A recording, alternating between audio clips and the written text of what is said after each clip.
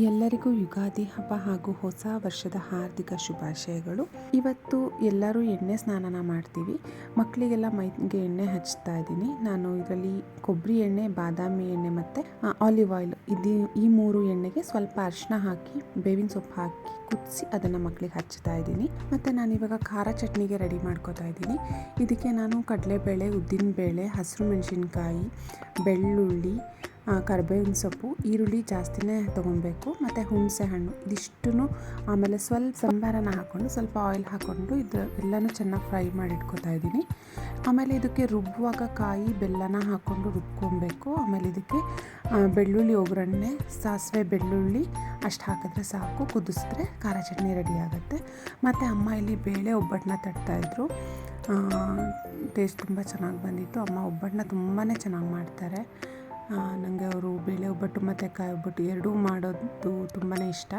ಅದಾದಮೇಲೆ ನಾನಿಲ್ಲಿ ಮಾವಿನಕಾಯಿ ಚಿತ್ರಾನ್ನಕ್ಕೆ ರೆಡಿ ಮಾಡ್ಕೋತಾ ಇದ್ದೀನಿ. ಚಿತ್ರಾನ್ನಕ್ಕೆ ಸಾಮಾನ್ಯವಾಗಿ ಒಗ್ಗರಣೆಗೆ ಏನೇನು ಬೇಕು ಅಂತ ನಿಮಗೆ ಗೊತ್ತು. ಕಡಲೆಬೇಳೆ, ಉದ್ದಿನಬೇಳೆ, ಸಾಸಿವೆ, ಬೆಳ್ಳುಳ್ಳಿ, ಹಸಿರು ಮೆಣಸಿನ್ಕಾಯಿ, ಕರಿಬೇವಿನ ಸೊಪ್ಪು ಮತ್ತು ಈರುಳ್ಳಿ ಹಾಕಿ ಸ್ವಲ್ಪ ಉಪ್ಪು ಹಾಕಿಬಿಟ್ಟು ನಾನು ಇದನ್ನು ನೀಟಾಗಿ ಫ್ರೈ ಮಾಡ್ಕೋತಾ ಇದ್ದೀನಿ. ಉಪ್ಪು ಸ್ವಲ್ಪ ಹಾಕೋದ್ರಿಂದ ಬೇಗ ಈರುಳ್ಳಿ ಬಾಡುತ್ತೆ ಮತ್ತು ಈರುಳ್ಳಿಲೂ ಸ್ವಲ್ಪ ಉಪ್ಪಿನಂಶ ಸೇರ್ಕೊಳ್ಳೋದ್ರಿಂದ ಟೇಸ್ಟು ಚೆನ್ನಾಗಿ ಅನಿಸುತ್ತೆ ಅಂತ ಸ್ವಲ್ಪ ಅರಿಶಿನ ಹಾಕಿ ನಾನು ಇದನ್ನು ಇನ್ನೊಂದು ಸ್ವಲ್ಪ ಹೊತ್ತು ಫ್ರೈ ಮಾಡ್ಕೋತಾ ಇದ್ದೀನಿ. ಯೂಶ್ವಲಾಗಿ ನಾನು ಯಾವಾಗಲೂ ಮಾವಿನ ತುರಿನ ಆಫ್ ಮಾಡಿಬಿಟ್ಟು ಹಾಕ್ತಾಯಿದ್ದೆ. ಬಟ್ ಈ ಸರಿ ಮಾವಿನ ತುರಿ ಹಾಕಿ ಕೂಡ 2 ನಿಮಿಷ ಫ್ರೈ ಮಾಡ್ಕೊಂಡಿದ್ದೀನಿ. ಟೇಸ್ಟ್ ಚೆನ್ನಾಗಿ ಬಂದಿತ್ತು ಮಾವಿನಕಾಯಿ ಚಿತ್ರಾನ್ನ ಅಂತೂ. ನನಗೆ ಅಮ್ಮ ಮಾಡೋ ಎಲ್ಲ ತಿಂಡಿಗಳೂ ತುಂಬಾ ಇಷ್ಟ ಆಗುತ್ತೆ.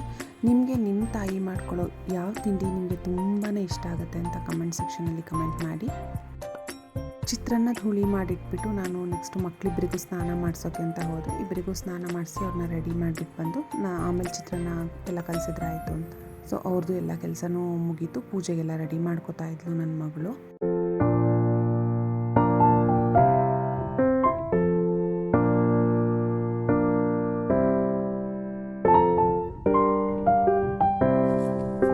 ಇದಾದಮೇಲೆ ನಾನು ಶಾವಿಗೆ ಪಾಯಸಕ್ಕೆ ರೆಡಿ ಮಾಡಿಕೊಂಡೆ. ಫಸ್ಟು ಶಾವಿಗೆನ ತುಪ್ಪದಲ್ಲಿ ಹುರಿದ್ಬಿಟ್ಟು ಈ ಥರ ನೀರಲ್ಲಿ ಸ್ವಲ್ಪ ಉಪ್ಪು ಹಾಕ್ಬಿಟ್ಟು ಬೇಯಿಸ್ಕೊತೀನಿ. ಇದು ನೀಟಾಗಿ ಬೆಂದಾದಮೇಲೆ ಇದಕ್ಕೇ ಹಾಲು ಹಾಕ್ಬಿಟ್ಟು ಇನ್ನೊಂದು ಸ್ವಲ್ಪ ಹೊತ್ತು ಕುದಿಸ್ತೀನಿ.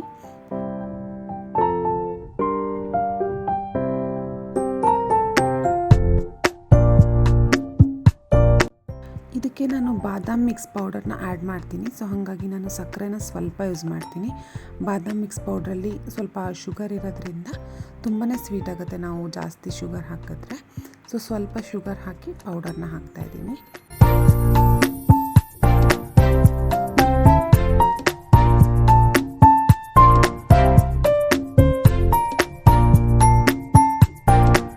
ಪೌಡರ್ನ ಹಾಕಿ ಚೆನ್ನಾಗಿ ಈ ಥರ ಮಿಕ್ಸ್ ಆದಮೇಲೆ ಒಂದು ಕುದಿಸ್ಬೇಕು. ಇದಾದಮೇಲೆ ಇದಕ್ಕೆ ತುಪ್ಪದಲ್ಲಿ ಹುರಿದಂತಹ ಡ್ರೈ ಫ್ರೂಟ್ಸ್ನ, ನಿಮ್ಗೆ ಯಾವ್ದು ಇಷ್ಟ ಆಗುತ್ತೆ ಡ್ರೈ ಫ್ರೂಟ್ಸ್ ಅದನ್ನು ಇದಕ್ಕೆ ಹಾಕಿ ಮಿಕ್ಸ್ ಮಾಡ್ಬೋದು.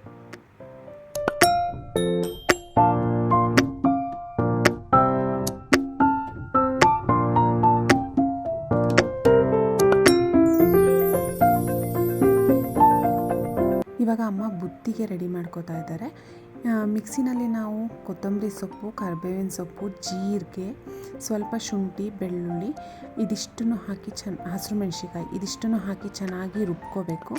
ಅನ್ನಕ್ಕೆ ಸಣ್ಣದಾಗಿ ಹೆಚ್ಚಿರೋ ಈರುಳ್ಳಿನ ಮಿಕ್ಸ್ ಮಾಡಿಕೊಂಡು ಸ್ವಲ್ಪ ಉಪ್ಪು ಹಾಕ್ಕೊಂಡು ಈ ಥರ ಎಲ್ಲನೂ ನೀಟಾಗಿ ಮಿಕ್ಸ್ ಮಾಡ್ಕೋಬೇಕು. ಇದಕ್ಕೆ ನಾವು ಬುತ್ತಿ ಕಟ್ಟುವಾಗ ಸ್ವಲ್ಪನೇ ಮೊಸರು ಹಾಕಿ ನೋಡಿಕೊಂಡು ಎಷ್ಟು ಮೊಸರು ಅವಶ್ಯಕತೆ ಇದೆ ಅದಕ್ಕೆ ನೋಡಿಕೊಂಡು ಈ ಥರ ಉಂಡೆಗಳಾಗಿ ಮಾಡಿ ಇಡಬೇಕು. ಇದನ್ನು ನಾವು ಬುತ್ತಿಯನ್ನು ಅಂತೀವಿ. ತುಂಬ ಚೆನ್ನಾಗಿರುತ್ತೆ ಇದು ಟೇಸ್ಟ್ ತಿನ್ನೋದಕ್ಕೆ.